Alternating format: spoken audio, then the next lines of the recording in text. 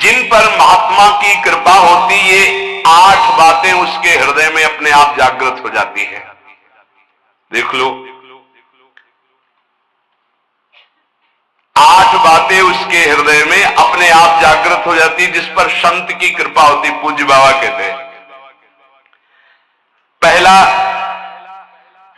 नाम जप, नाम कीर्तन और लीला गायन, इन 3 का उसको व्यसन हो जाता है, नशा हो जाता है।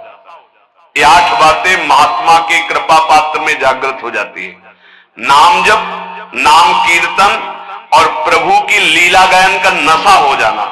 कीर्तन हो रहा है तो शकील के बैठ गए, थोड़ा 5 मिनट हमको भी गाने, राधा राधा, भगवत चर्चा हो रही, अरे यहां कथा हो रही और बैठ गए 10 मिनट। नशा है ये, हमारे आपको नहीं, सनकादि के लिए भी कहा गया, आशा व्यसन वसन याति नहीं, रघुपति चरित होए ता सुनहि।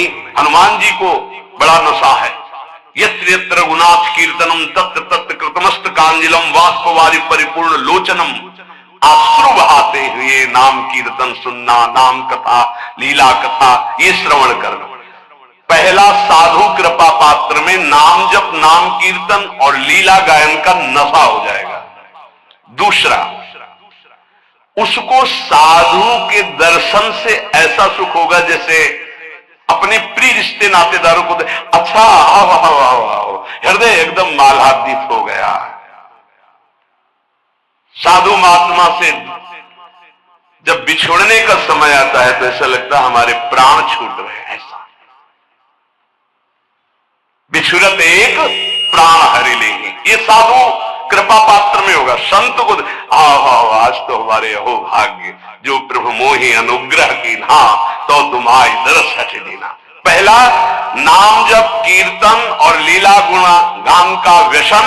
दूसरा, साधु दर्शन, साधु सेवन, ऐसा जैसे प्रिय रिश्तेदार, प्रिय नातेदार, ऐसा होना चाहिए। कई चरित्रों में पढ़ा है कि भगत की पत्नी जब संतों का मंडल आया तो उनके लिए बहुत ही ऐसे खिचड़ी आदि रूखा सूखा, और जब उनके भाई आए तो खीर पुआ पूरी सब व्यवस्था। जो लाल स्वामी जी के भी चरित्र में पढ़ा है, वो अंदर घर में गए, कहा कि बहुत खुशबूदार ये सब भोग पदार्थ बने, और संत मंडली में तो खिचड़ी परोसी जा रही। तो उनका वो संत है, ये हमारे भाई हैं आए, मतलब उनके साले। अच्छा, तुम्हारे भाई हैं, और ये हमारे रिश्तेदार हैं, हमारे प्रभु के जनक पार्षद हैं। सब खीर पुआ उनको परोसा, खिचड़ी उठा के लाए, उनके भाई को पकाए। ये तुम्हारे रिश्तेदार के लिए, ये हमारे रिश्तेदार के लिए। हरिराम व्यास जी, मलाई गिर गई दूध के साथ उनकी कटोरे में, और संतों में दूध परोस है। हाँ, ये शरीर तुम्हारा पति है ना, इसलिए सभा में ही कह दिया, जाओ मैं आज से तुम्हारा त्याग करता हूं। तुमने हमारे संतों के साथ भेद किया, हमारे आगे मलाई गिरा, क्योंकि शरीर तुम्हारा पति है ना, इसलिए। जबकि ऐसा नहीं, स्वाभाविक ऐसा हुआ था। जब बहुत प्रार्थना की, कई दिन व्यतीत हो गए सेवा से विलक्त, तब संतों के बीच में कहा कि अपने आभूषण बेच करके संत सेवा करे तो हम स्वीकार करेंगे। संत ऐसे प्रिय लगे जैसे कोई सगा सनेही रिश्ता नाता जिनसे जुड़ा है, उनको देख और खूब उनके प्रति भाव, इस महात्मा की कृपा। तीसरा, सांसारिक चर्चा करने में बिल्कुल अरुचि होना। चौथा, महात्मा का कृपा पात्र कभी किसी की निंदा ना कर सकता है ना सुन सकता है। पांचवा, महात्मा का कृपा पात्र कभी प्रणाम नमस्कार न स्वीकार करता है किसी में, कोई जैसे कर रहा है तो स्वयं स्वीकार नहीं करता, और दूसरों को भरपूर सम्मान देता है। स्वयं अमानी रहकर दूसरों को मान, वो किसी का मान सम्मान स्वीकार नहीं करता और दूसरों को मान सम्मान करता है। छठा, किसी का चित्त दुखे ऐसा संवाद नहीं, किसी का चित्त दुखे ऐसी कोई क्रिया नहीं, और कोई किसी संवाद या क्रिया से उसको दुख पहुंचावे तो उसका चित्त दुखे ऐसी स्थिति नहीं। सातवां, यदि उसको कोई पद या उपाधि दी जाए तो विष्ठा के समान उसको त्याग देगा महात्मा का कृपा पात्र। कोई पद या उपाधि दी जाए तो विष्ठा जैसे त्याज्य होता। विष्ठा त्याज्य का मतलब विष्ठा त्यागने के बाद किसी को गर्व नहीं होता। मलवत त्याग भोगों का, पद प्रतिष्ठा का। देखो, जब हम मलवत त्याग नहीं करते तो त्याग तो वस्तु का होता है, अभिमान उस वस्तु के त्याग का होता है जो उससे भी खतरनाक होता है। वस्तु की समीपता जितना बाधक है उससे ज्यादा बाधक है वस्तु त्याग का अभिमान। वह किसी के चित्त दुखाने पर कभी दुखी नहीं होता और वो कभी कोई ऐसा संभाषण या व्यवहार नहीं करता और अपनी प्रतिष्ठा को विष्ठा के समान त्याग देता है। भोगों का त्याग, संपत्ति का त्याग जहां बड़े महापुरुषों के प्रति आए तो विषवत त्याग बताया गया है, वमनवत त्याग, 3 शब्द बोले गए, वमन के समान और मल के समान। इनमें सबसे ज्यादा श्रेष्ठ मल के समान है। उसका ध्यान ही नहीं है, कोई उसको ऐसे उसका स्मरण ही नहीं। मलवत त्याग मतलब उस त्याग की स्मृति भी नहीं रह गई, उसे त्याग कहते हैं। ये महात्मा की कृपा पात्र को होगी को प्रतिष्ठा को, संपत्ति को, मान को विषवत त्याग करना, वमनवत त्याग करना, मलवत त्याग करना। इसकी पहचान कि 8 बातें महात्मा की कृपा पात्र में आ चुकी हैं। कह रहे उसका मन एकाग्र होगा, किसी भी नवीन विषय भोग की इच्छा नहीं होगी, नेत्र निर्विषय होकर अनासक्त होकर विचरण करेंगे। देखा लाखों को, छवि एक की नहीं, देखा पूरी बाजार, इच्छा एक भी नहीं। नेत्र उसके निर्विषय हो जाएंगे।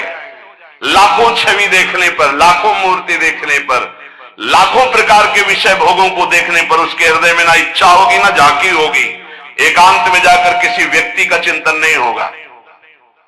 जिसका मन एकाग्र है, नवीन विषय भोग की इच्छा नहीं है, नेत्रों में किसी की आकृति नहीं, कोई विषय की झलक नहीं, पूरी बाजार घूम आवे, पूरे लाखों लोगों से मिल ले, वो महात्मा का कृपा पात्र भगवान प्राप्त करने के योग्य हो चुका है। ये 8 बातें पुनः सुन लीजिए कृपा करके। पहला, नाम जप, नाम कीर्तन, भगवत लीला गुणानुवाद क्या व्यसन, नशा। कीर्तन हो रहा है, दौड़कर बैठ गए, हम भी 10 मिनट गाएंगे। नाम जप के लिए हर समय उत्साहित रहो कि जैसे गरीब आदमी 1-1 मिनट मेहनत करके धन कमाता है, ऐसे तुम नाम कमाओ। भगवत लीला गुणानुवाद में श्रवणेन्द्रिय को, जिनके श्रवण समुद्र समाना, कथा तुम्हारी सुभग सरि नाना, भरे निरंतर होई न पूरे, ऐसे। दूसरा, साधु महात्मा प्राण प्रिय लगे। तीसरा, संसारिक चर्चा बिल्कुल विषवत लगे, नहीं सुननी, नहीं करनी। जब उस मार्ग में नहीं जाना तो मुझे चर्चा क्या करनी। तीसरा, संसारिक चर्चा नहीं। और चौथा, कभी किसी की निंदा ना करनी है और ना सुननी है। 5वां, स्वयं अमानी रहकर सबको मान प्रदान करना है, कभी अपने को मान सम्मान के विष का पान ना करावे। 6वां, किसी का चित्त दुखाए ना, दूसरे के चित्त दुखाने वाली कोई क्रिया ना करे और दूसरे के द्वारा चित्त दुखाने वाली बात और क्रिया होने पर अपने चित्त को दुखित ना होने दे। 7वां, अपनी प्रतिष्ठा को विष्ठावत त्याग दे। कोई भी उपाधि, कोई भी पद प्रतिष्ठा भगवत प्राप्ति के बाद जो हरि करे, पहले कोई स्वीकार न करे। उपाधि नहीं तो उपद्रव हो जाएगा। 8वां, सदा सच्चरित्र होकर जीवन व्यतीत करना। काशी में जज स्वामी नाम के एक बड़े सिद्ध महात्मा थे, जब रहते थे तो एक संत भगवान आए थे, उनका चलो आपको ब्रह्मबोध संपन्न महापुरुष के दर्शन कराते हैं। तो शायद मुमुक्ष भवन ऐसा नाम था जहां सन्यासी जन रहते थे, वहां गए। स्वामी जी एकदम वयोवृद्ध, अस्थिमात्र हुए रहे शरीरा, नजदीक गए तो जैसे एक उन्माद अवस्था को प्राप्त होते हैं वैसी स्थिति थी।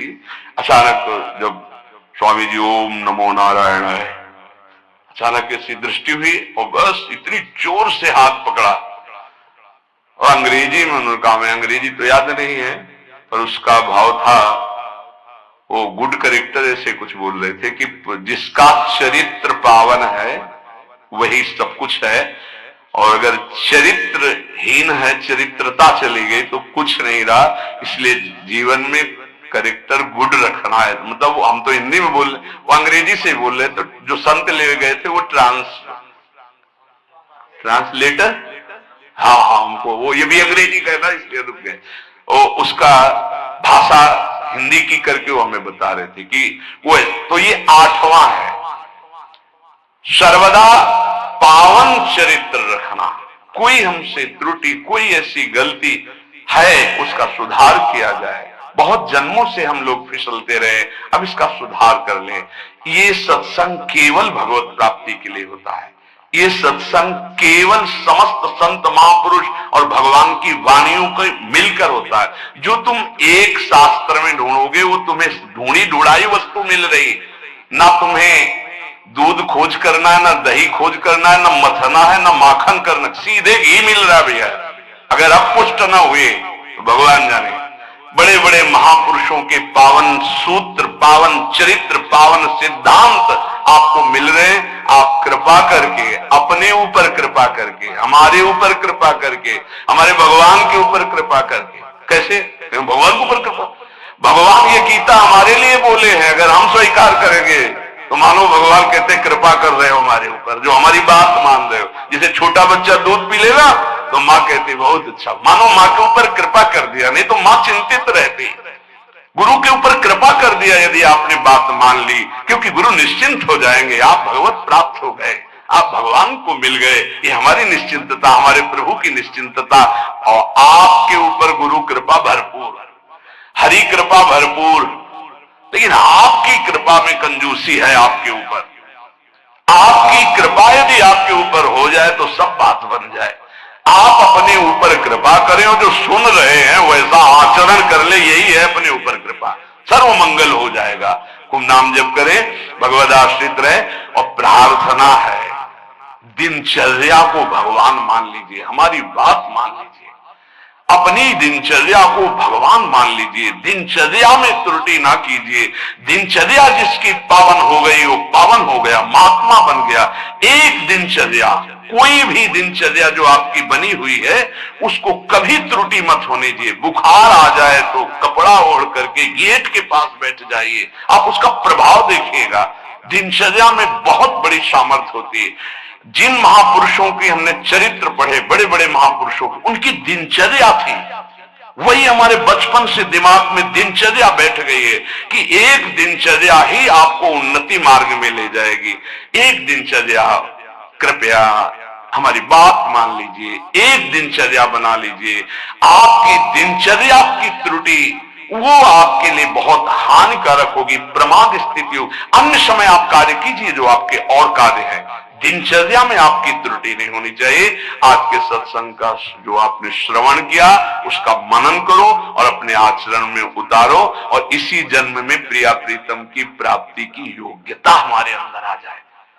प्रिया प्रीतम मिले ना मिले, हर समय उनको पुकार कर रो रहे हैं यार, ये तो आ जाए, उनसे मिलने के लिए तड़पना तो आ जाए, उनकी याद में डूबना तो आ जाए, तो आ जाएगा। अगर उनको ना बुलाना होता, ना ये देना होता तो हमको क्यों ये सानिध्य देते।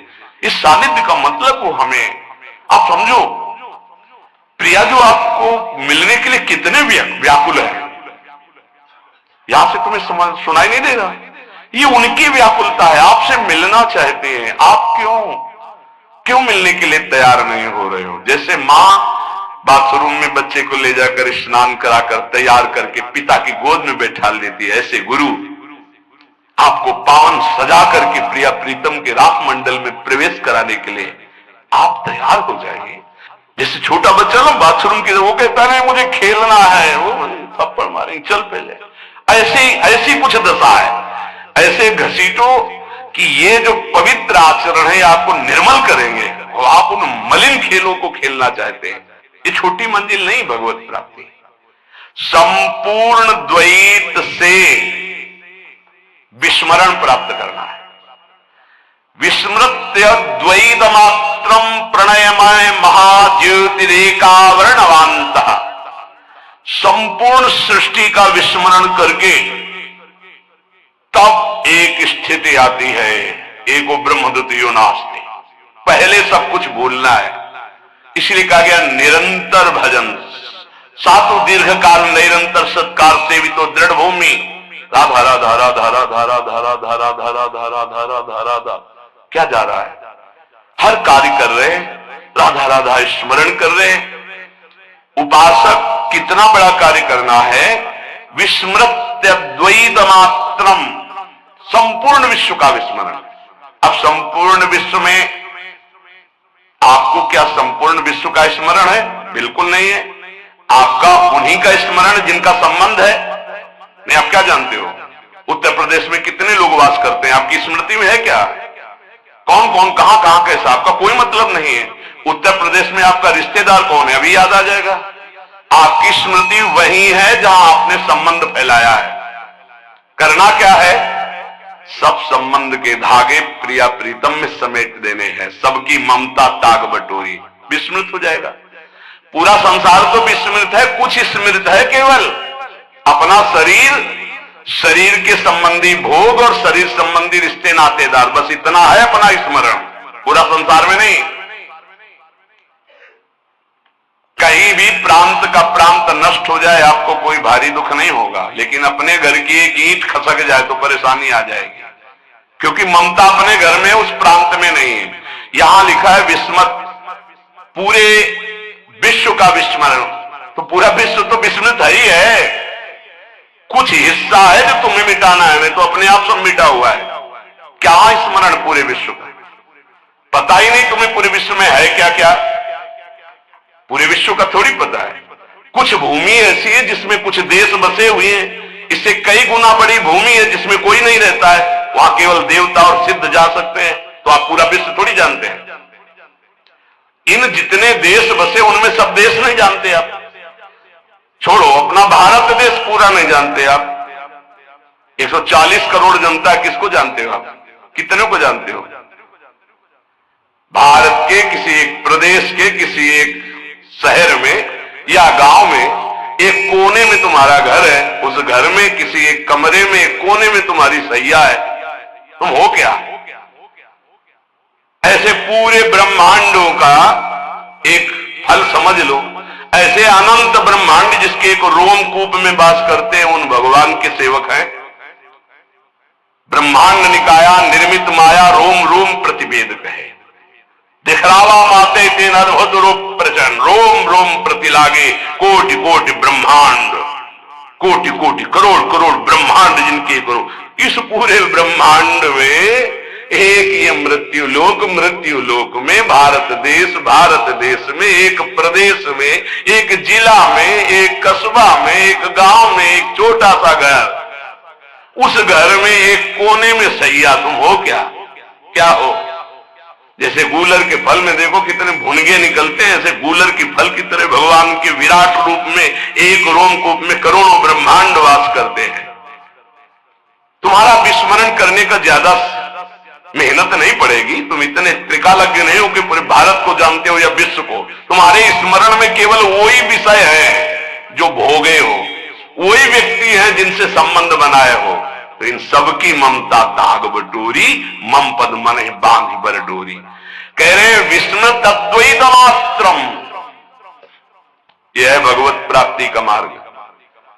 अब छोड़ो, बिल्कुल सरल मार्ग, छोटा मार्ग, एकमात्र अपने गुरुदेव का स्मरण। ध्यान मूलम गुरु मूर्ति, पूजा मूलम गुरु पदम, मंत्र मूलम गुरु वाक्यम, मोक्ष मूलम गुरु कृपा। या संपूर्ण विश्व का विस्मरण और आराध्य देव का स्मरण, और इसको कराने की सामर्थ्य एकमात्र गुरुदेव के चरणों में होती है। अगर ध्यान मूलम गुरु मूर्ति, पूजा मूलम गुरु पदम, मंत्र मूलम गुरु वाक्यम, तो मोक्ष मूलम गुरु कृपा, गुरु कृपा से सब सुलभ हो। एक जगह पकड़ लो, उठते बैठते चलते फिरते अपने गुरुदेव की आज्ञा के अनुसार चल रहे हैं, उनका चिंतन कर रहे हैं। प्रगट में गुरुदेव विराजमान है, फिर कोई साधन में त्रुटि या फिर कोई अशांति सवाल नहीं उठ सकता। परमानंद में प्रभु के साथ चल रहा हूं। सच्ची कहता हूं, गुरुदेव का मतलब है प्रिय प्रीतम मिलित रूप विराजमान। साक्षात हमारे प्रिय प्रीतम गुरुदेव के रूप में विराजमान। ये हृदय की बात कहता हूं, शास्त्रों बार श्री जी अनुभव कराते हैं कि मैं ही गुरुदेव के रूप में विराजमान हूं। देख फिर क्या चिंता, मानो मैं हर समय श्री जी के समीप हूं, हमारा केवल स्मरण गुरुदेव। तो द्विधासन से आदि जितनी दुविधा जितना संशय है ये संसार के चिंतन में है, भगवान या गुरुदेव के चिंतन में नहीं है। अगर भगवान का चिंतन हो रहा है तो गुरुदेव का चिंतन हो रहा है, गुरुदेव का चिंतन हो रहा है तो भगवान का चिंतन हो रहा है। गुरु गोविंद दो नहीं है, गुरु गोविंद न भेद कराए। महाज्योति स्वरूप प्रेम समुद्र में उज्जवल महाप्रेम रस प्रदान करने वाला जो वृंदावन है, इस वृंदावन में प्रियादासी के रूप में अपने को वही देख पाता है जो संपूर्ण संसार का विस्मरण कर देता है। महाप्रभु के विस्मरण करने का उपाय बता रहे हैं। मृदुपद न्यास उठत कुमकुम रज अद्भुत बहत समीर दुकुलहु कबहू श्याम श्यामा दसनांचल कच कुछ हार छुअत भुज मूलहु। ये चिंतन अति लावण्य रूपाभिनय गुण नाहिन कोटि काम समतुलहु। करोड़ों काम जिनकी समानता नहीं कर सकते, इनका रास हो रहा है, इनका विलास हो रहा है। इसी का गायन, इसी का चिंतन। थे थे वचन मिथुन मुख निसरत सुन सुन देह दशा। प्यारी जो थे ऐसे वो शोभा जो झलक रही है, कैसा सुंदर स्वरूप है। अभिनय निपुण स्वामिनी जो समस्त कलाओं में प्रेम, उपासक के नेत्रों के सामने झलक रही शोभा। लटकी लट लोचन भ्रकुटी अनंग नचायो ताथे धरत नूतन गति पति ब्रजराज दिखायो। वो शोभा देश शुद्ध का विस्मरण करा करके ऐसी स्थिति में पहुंचाए है जहां प्यारोढ़ क्षम देने अच्छी शुकादी नाम तुय ध्यानगम। वो उपासक भाव देह को प्राप्त कर लेता है जो द्वैत प्रपंच का विस्मरण करके अपने आराध्य देव की लीला चिंतन में लग गया। कैसा सुंदर रूप है हमारे युगल सरकार का। अति लावण्य रूप अभिनय गुण नाहिन कोटि काम समतुलो।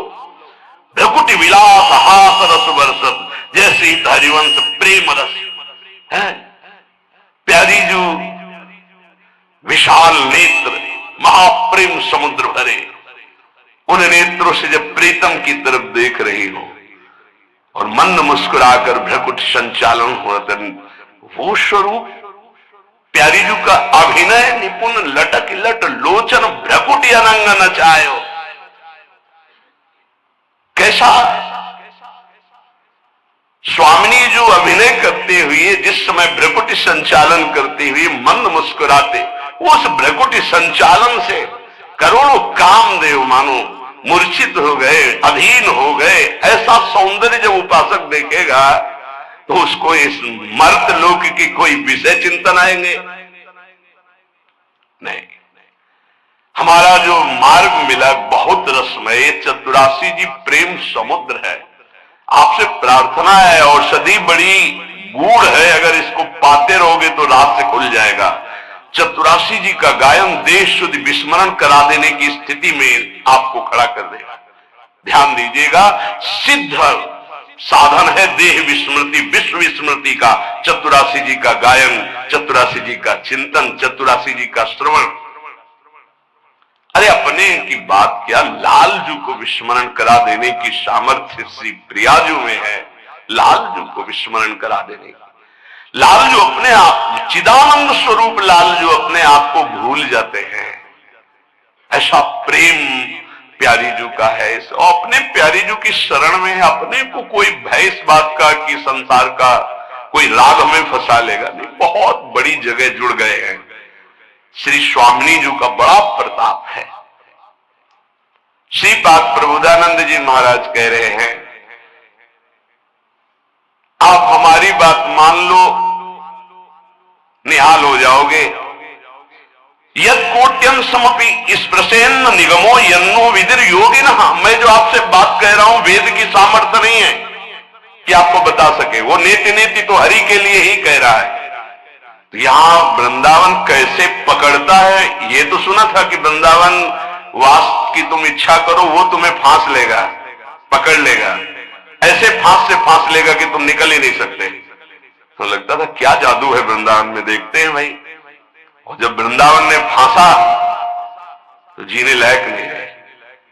अब वृंदावन के बिना जी नहीं सकते। आपको कैसे होता है, ये नहीं कि किसी रोग आदि के कारण नहीं, वृंदावन के बिना, वृंदावन जीवन है, प्राण है। यद कोट्यन समपि स्पृशेन्न निगमो यन्नो विदुर योगिना। जो श्रीपाद कह रहे, करोड़वें अंश की महिमा भी वेद ने वर्णन कर सकते हमारी प्यारी जू की, लाल जू की महिमा नेति नेति वर्णन करके।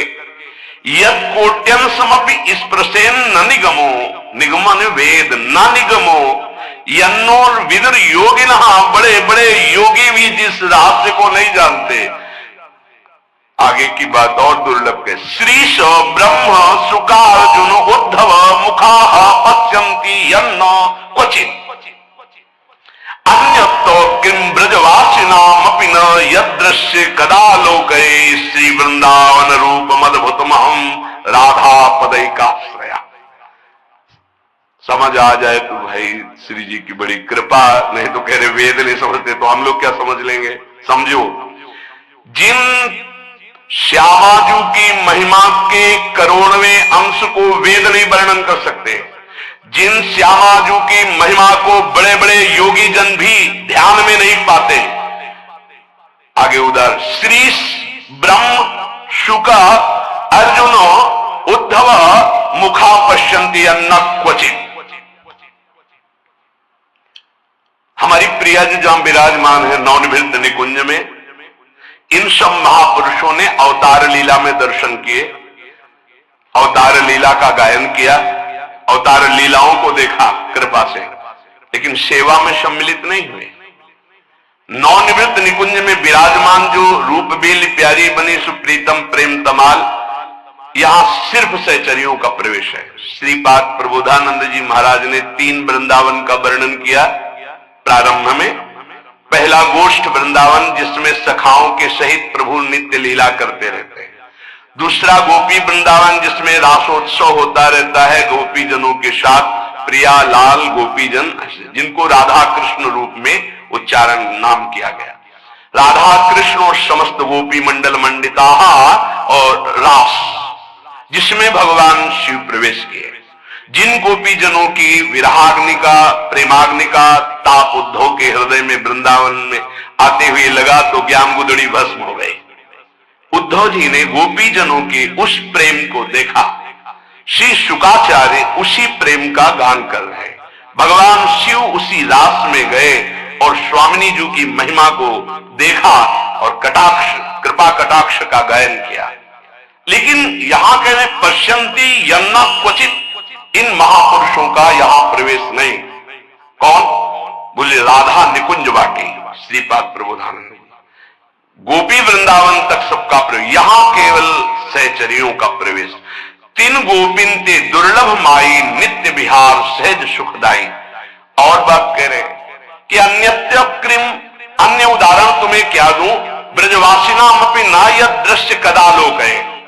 नंद बाबा आदि जो ब्रजवासी जन है, उनके सखा जन जो है, सुहृद जन जो है, इनका भी इस नवनिवृत्त निकुंज में प्रवेश नहीं है, क्योंकि बाबा का वात्सल्य भाव है, सखाओं का सखा भाव है।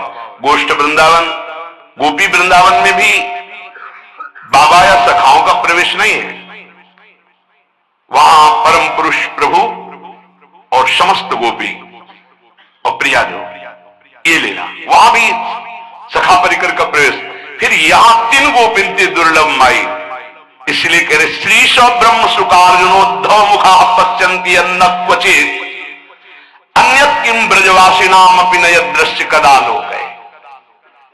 श्रीमद राधा सुधाने दी न देवैर ब्रह्मादेर न खलु हरि भक्तेर न सुहृदा दिविर यद्वै राधा मधुपति रास्यम सुविदितम। कभी गर्व नहीं होता आपको कि स्वामिनी जी ने मुझे ऐसी जगह शरणागति प्रदान की कृपा से जहां बड़े बड़े महापुरुष भी याचना करते? कभी नहीं, बस ऐसे मिल गया, इसलिए उसकी कीमत नहीं समझ पाए। रतन चिन्हों नहीं दीन्हों करते डाक।